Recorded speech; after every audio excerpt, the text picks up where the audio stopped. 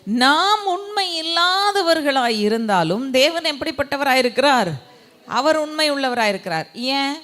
ஆக்சுவலாக பைபிளில் சொல்லியிருக்கு, எத்தனுக்கு எத்தன், மாறுபாடு உள்ளவனுக்கு மாறுபாடு உள்ளவன், அடுத்தது புனிதனுக்கு புனிதன், நீதி செய்கிறவனுக்கு நீதிமானாய் ஆண்டவர் வெளிப்படுவார். ஆனால் இங்கே என்ன சொல்கிறாரு? நீங்களும் நானும் உண்மையற்றவர்களாக இருந்தால் அப்போ அவர் எப்படி இருக்கணும்? உண்மையற்றவராக தானே வெளிப்படணும். ஆனால் வசனம் சொல்லுது he cannot. நம்ம உண்மையற்றவர்களாக இருந்தாலும் அவரால் உண்மையற்றவராய் இருக்க முடியாது. காரணம் என்ன?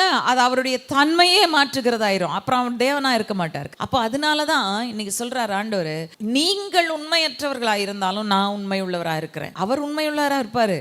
அவருடைய உண்மையை ருசி பார்க்கறதுக்கு, அவருடைய ஃபேத்ஃபுல்னஸை ருசி பார்க்கறதுக்கு நம்ம திரும்பி அவருக்கு உண்மை உள்ளவர்களாக இருந்தால் தான் ருசி பார்க்க முடியும். ஸோ டோன்ட் ஃபர்கெட், நம்ம என்ன சூழ்நிலையில் இருந்தாலும், என்ன நடந்தாலும், வாட் எவர் ஹேப்பன்ஸ், அவர் எப்பொழுதும் எல்லாவற்றிலும் உண்மையுள்ள தேவனாய் இருக்கிறார். அவருடைய உண்மை எப்படிப்பட்டதுன்னா, ஒரு சந்ததியோடு நிற்கிறது இல்லை, தலைமுறை தலைமுறைக்கும் அது நிலை நிற்கும் உண்மையாக இருக்கிறது.